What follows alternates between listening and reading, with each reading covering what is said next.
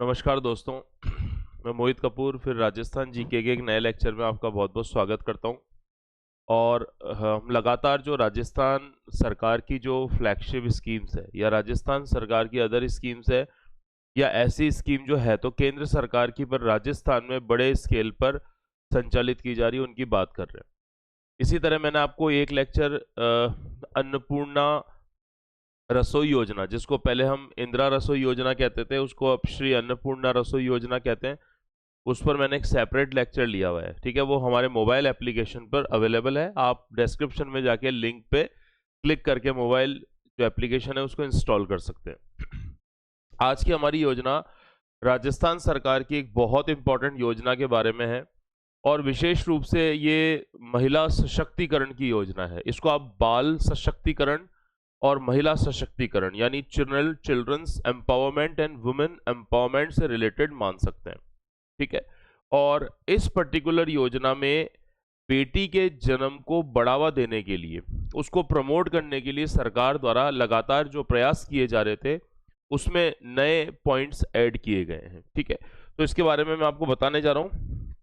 थोड़ा सा पॉइंट को अच्छे समझ के कोशिश करना कि समझ में आ जाए। वैसे किसी भी योजना से रिलेटेड जिस तरह के क्वेश्चंस आपसे पूछे जाते हैं वो मैं सारे उसी तरह बता रहा हूं। ठीक है, तो आज हम जिस योजना को पढ़ने जा रहे हैं ये योजना राजस्थान सरकार की योजना है। तो मैं ऊपर हेडिंग डाल देता हूं पहले, राजस्थान सरकार।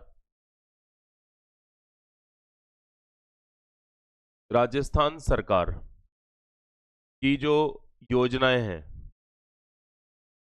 राजस्थान सरकार की योजनाएं, the schemes of Rajasthan government, the schemes. और हर एग्जाम में राजस्थान का कोई भी एग्जाम हो, रीट हो, फर्स्ट ग्रेड हो यानी school lecturer, second grade teacher हो, या फिर आपका कॉलेज असिस्टेंट प्रोफेसर हो, आरएएस हो, ईओआरओ हो, कोई भी ऐसा एग्जाम है पर्टिकुलरली, तो उसमें सब में ये स्कीम्स आपसे पूछी जा रही है। ठीक है, तो आज हम जिस योजना के बारे में पढ़ने जा रहे हैं ये योजना है लाडो प्रोत्साहन योजना। लाडो प्रोत्साहन योजना, हिंदी इंग्लिश दोनों में इसी नाम से आपको इसको याद रखना पड़ेगा। ठीक है, ज्यादा से ज्यादा आप इसको बोल सकते हो लाडो प्रोत्साहन स्कीम, बस इसी तरह से हिंदी इंग्लिश में सेम ही आते हैं, इसमें कोई बड़ा विशेष चेंजेस नहीं आता है। ठीक है, पहली बात तो ये पूछा जाता है कि कौन सी योजना ऐसी है जो पहले से चलती हुई आ रही थी और जिनके नाम चेंज कर दिए गए। ठीक है, तो ये जो लाडो प्रोत्साहन योजना नाम रखा गया, ये रखा गया है सन 2024 से। ये 2024 से नाम रखा गया है, यानी इसी साल से रखा गया है। क्योंकि दिसंबर है इसलिए इस साल जो भी महत्वपूर्ण इवेंट हुए उनको जल्दी जल्दी इस महीने कवर करेंगे, 2025 लग जाए उससे पहले सभी महत्वपूर्ण चीजों को हम कवर कर लेना चाहते हैं। ठीक है, इस योजना के अगर आपसे पूछा जाए पूर्व नाम क्या क्या है, इस योजना के पूर्व नाम क्या क्या है, मतलब ये इसके ओल्ड नेम कौन कौन से हैं, पहले ये योजना किस नाम से संचालित होती थी, ताकि आप जब एग्जाम में प्रीवियस क्वेश्चन देखें तो आपको क्लियर हो जाए कि हाँ पहले ये योजना थी अब ये योजना है। यानी अगर मैं कॉमन पॉइंट्स पढ़ लूं तो मेरे को अलग अलग पढ़ने की रिक्वायरमेंट नहीं है। ठीक है, तो पहले इस योजना के दो नाम थे। दो कौन कौन से नाम थे? एक तो इसको बोलते थे शुभ लक्ष्मी योजना, शुभ लक्ष्मी योजना। ठीक है, तो जो वसुंधरा राजे की जब सरकार थी, जब भजनलाल जी से पहले बीजेपी की गवर्नमेंट थी, उस समय यह शुभ लक्ष्मी योजना के नाम से संचालित हो रही थी। और जब बाद में कांग्रेस की सरकार आई, अशोक गहलोत जी राजस्थान के मुख्यमंत्री बने, तब इसी का नाम रख दिया गया था राजश्री योजना। राजश्री योजना, जो योजना का मूल कॉन्सेप्ट था वो बिल्कुल सेम था कि भाई बेटी जन्म को बढ़ावा देना है। हमारे देश में बालिका वध और भ्रूण हत्या के मामले जो बढ़ते चले जा रहे हैं उनको रोकना ही इनका प्रमुख उद्देश्य था। ठीक है, अलग अलग सरकारों ने जब इसके अलग अलग नाम रखे तो उन्होंने इसमें कुछ ना कुछ चीजें, नई चीजें एडिशनल कर दी, पुरानी नहीं हटाई पर एडिशनल वाली चीजों को और इसमें ऐड कर दिया। तो जो पहले शुभ लक्ष्मी योजना थी उसे को ही राजश्री योजना कहते थे, और वही योजना वर्तमान में जो हमारे सामने है वो किस नाम से है? लाड़ो प्रोत्साहन योजना के नाम से शुरू है। ठीक है, अब आपसे पूछा जाता है कि ये जो लाड़ो प्रोत्साहन योजना है, इसको संचालित करने के लिए आपका डिपार्टमेंट कौन सा है, आपका विभाग कौन सा है? तो आपको सिंपल पता होना चाहिए, महिला व बाल कल्याण विभाग या महिला और बाल विकास विभाग, कैसे भी बोल सकते हैं, कोई फर्क नहीं पड़ता। ठीक है, तो इसके लिए जो डिपार्टमेंट है वो कौन सा है? महिला व बाल विकास विभाग, महिला और बाल विकास विभाग या महिला और बाल कल्याण विभाग, जिसमें वुमेन्स की बात होती है और चिल्ड्रंस की बात होती है। अब ये दोनों हो गई, क्योंकि जो छोटी बच्चियां हैं वो वुमेन्स की कैटेगरी में भी आ रही है और वो चिल्ड्रन की कैटेगरी में भी आ रही है। ठीक है, तो एक तो ये पॉइंट आपको ध्यान रखना। इसकी शुरुआत किस सीएम ने करी? तो शुरुआत करने वाले चीफ मिनिस्टर कौन हो गए? श्री भजनलाल शर्मा।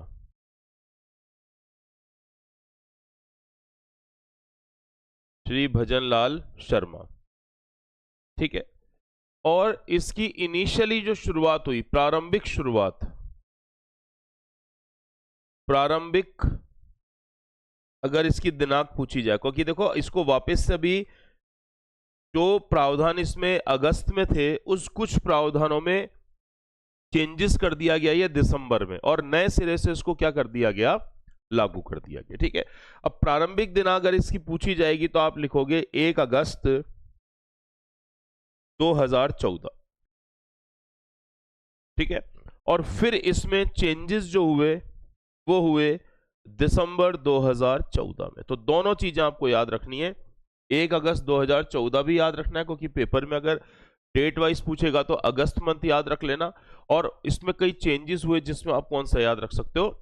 दिसंबर याद रख सकते हो। यहां तक पॉइंट आपको क्लियर है क्या? ठीक है, अब इसमें चेंजेस क्या क्या है देखो। पहले क्या होता था कि बेटी के जन्म पर, मतलब इसमें जो उद्देश्य है इसका, इस योजना का जो ऑब्जेक्टिव है या इसका उद्देश्य है वो है बेटी जन्म को प्रोत्साहन देना, बेटी जन्म को मोटिवेट करना या बेटियों के जन्म को प्रोत्साहन देना। ठीक है, और इसमें जैसे ही किसी बेटी का जन्म होता है तो उसको आर्थिक संबल प्रदान किया जाता है। बेटी जन्म के पर क्या करना? आर्थिक संबल प्रदान करना, संबल बोल दो, सहायता बोल दो, कोई फर्क नहीं पड़ता। आर्थिक संबल प्रदान करना, इसका उद्देश्य है आर्थिक संबल प्रदान करना। ठीक है, अब इसमें क्या होता है कि कोई भी बेटी जो होती है, ठीक है, किसी बेटी के जन्म पर इसमें 1 लाख रुपए दिए जाते हैं, 1 लाख रुपए दिए जाते हैं। ठीक है, तो अब आपको पुरानी स्कीम से इसको कंपैरिजन भी ध्यान होना चाहिए कि पहले इसमें 50,000 रुपए दिए जाते थे, पहले 50,000 रुपए दिए जाते थे, जबकि अब बेटी जन्म पर कितने रुपए दिए जाते हैं? 1 लाख रुपए दिए जाते हैं। ठीक है, और ये जो 1 लाख रुपए हैं ये भी कितनी किश्तों में? 7 किश्तों में दिए जाते हैं, 7 इंस्टॉलमेंट में दिए जाते हैं। ठीक है, टोटल कितने दिए जाएंगे? बेटी को 1 लाख रुपए दिए जाएंगे, और जो 1 लाख रुपए है वो 7 इंस्टॉलमेंट में दिए जाएंगे। अब ये इंस्टॉलमेंट कैसे कैसे दी जाती है तो इसका भी बता देता हूं, क्योंकि हम थोड़ा सा यहां पर जो इंपॉर्टेंट योजना है उन्हें क्या पढ़ रहे हैं, हम इसमें डिटेल में पढ़ रहे हैं, तो वो सारी चीजें आपको इसमें क्या होनी चाहिए? पता होनी चाहिए। ठीक है, तो देखो सबसे पहले बेटी का जब जन्म होगा, जब बेटी का जन्म होगा तब तुरंत कितने रुपए दे दिए जाएंगे? शुरुआत में 2,500 रुपए। बेटी जन्म पर कितने दे दिए जाएंगे? 2,500 रुपए। ठीक है, फिर जब बेटी 1 वर्ष पूर्ण कर लेगी, जब बेटी 1 वर्ष पूर्ण कर लेगी तब उसको वापस कितने रुपए दिए जाएंगे? 2,500 रुपए दिए जाएंगे, मतलब ये 2 हो गए। अब अच्छा, ये जो पैसा आएगा ये सीधे बैंक अकाउंट में आएगा, अभी बेटी बालिग नहीं है, इसलिए अभी ये पैसा माता पिता में से किसी एक के बैंक अकाउंट में आएगा, डायरेक्ट बैंक ट्रांसफर के माध्यम से। ठीक है, ये हो गया।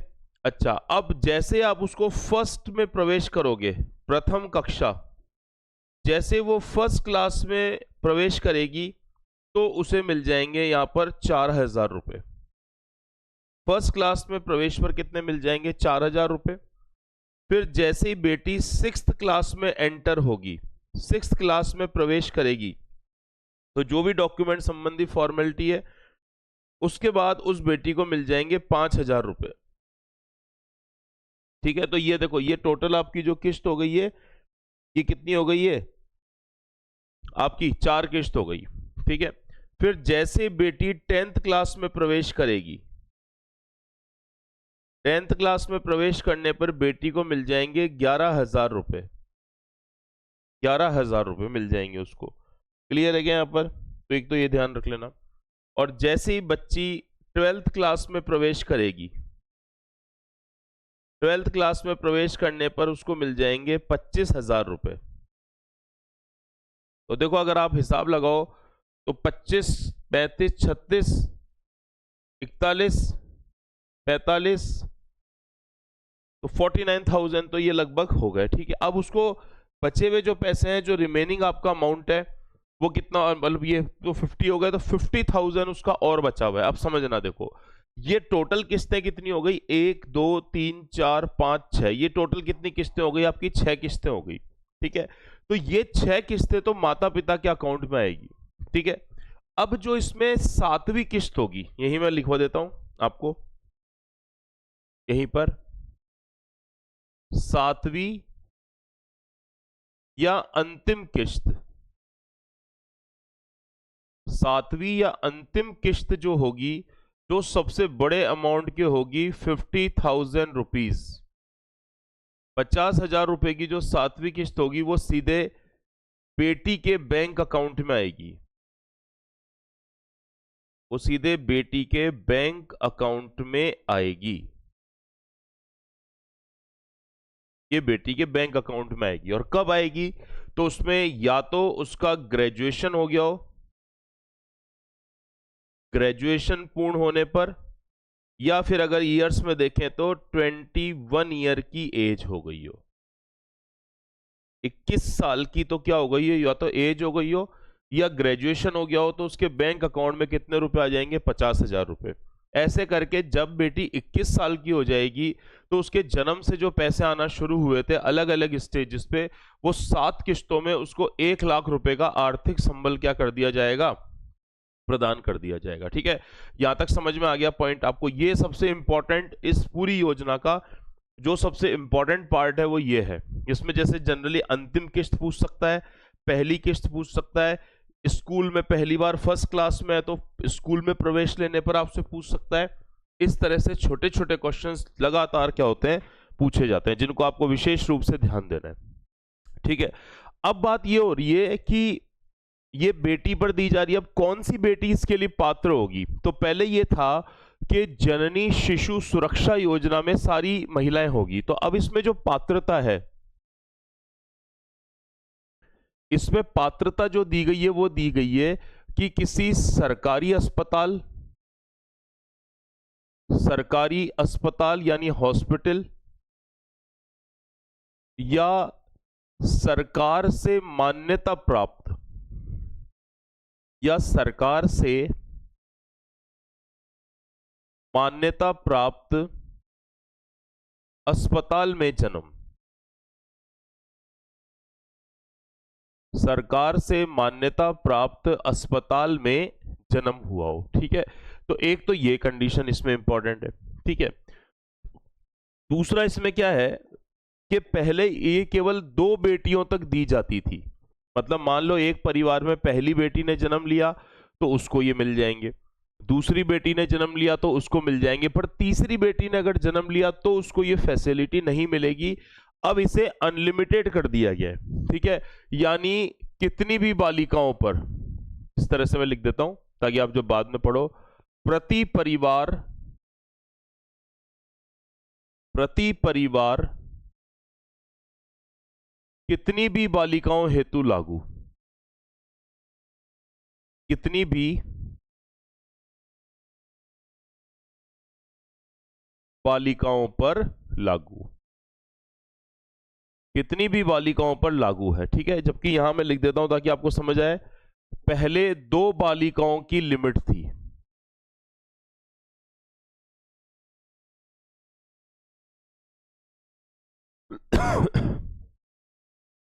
पहले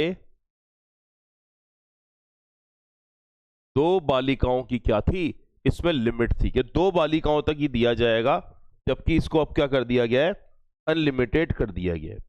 यहां तक हो गया क्या ये आपका, ठीक है। तो एक तो ये चीज आप ध्यान रख लेना, ठीक है। तो इस तरह से ये एक संबल प्रदान करने की योजना है। बहुत ऐसा नहीं है कि योजना केवल राजस्थान में चल रही है, भारत के और भी स्टेट्स में चल रही है। भारत के करीब 15 राज्य ऐसे हैं जिसमें इस तरह की योजना चल रही है, पर उसमें जो अमाउंट है वो आपका डिफरेंट है, या आपकी जो जिस समय पे डीबीटी किए जाते हैं वो डिफरेंट है। अच्छा, इसमें समस्त जो पैसा है कैश में कुछ नहीं मिलेगा, इसमें समस्त जो आर्थिक संबल दी जाएगी या समस्त जो आर्थिक सहायता दी जाएगी, ठीक है, वो केवल और केवल डीबीटी के माध्यम से दी जाएगी, डायरेक्ट बैक ट्रांसफर। इसमें जितनी भी सहायता प्रदान की जाएगी वो सारी की सारी कौन सी की जाएगी, डायरेक्ट बैक ट्रांसफर की जाएगी, ठीक है। तो क्लियर है यहां तक आपको। तो मतलब कुल मिलाकर बेटी जन्म से लेकर और जब वो 21 साल की हो जाती है तब तक 1 लाख रुपए अलग अलग 7 किस्तों में उसको दिए जाएंगे, जिसमें से पहली 6 किस्तें तो माता पिता के अकाउंट में, और जो अंतिम और 7वीं सबसे बड़ी 50,000 की किस्त होगी वो प्रदान की जाएगी किसमें, उस बेटी के बैंक अकाउंट में। इसके लिए पात्रता में भी क्या किया गया है, चेंजेस किया गया है, और कई चीजें इसमें चेंज की गई है। 1 अगस्त 2014 को इस स्कीम को लॉन्च किया गया था और दिसंबर 2014 में इसको कुछ नई पात्रताओं के साथ फिर किया गया। तो आज मैंने ये शॉर्ट सेशन आपका लिया है केवल एक पर्टिकुलर योजना पर, लाडो प्रोत्साहन योजना 2024, ठीक है। अगले में स्कीम में मैं आपको प्रधान जो मुख्यमंत्री की, जिसको पहले चिरंजीवी योजना कहते थे, जिसको अब मुख्यमंत्री आयुष्मान आरोग्य बीमा योजना और दुर्घटना बीमा योजना के बारे में मैं आपको बताऊंगा, ठीक है। तो देखते रहिए, चैनल को सब्सक्राइब कीजिए और हमारा मोबाइल एप्लीकेशन को भी इंस्टॉल कीजिए। सभी प्रकार के कोर्स उपलब्ध हैं, एकदम सटीक जानकारी, टू द पॉइंट जानकारी एग्जामिनेशन के हिसाब से आपको प्रदान की जाती है। बहुत बहुत धन्यवाद।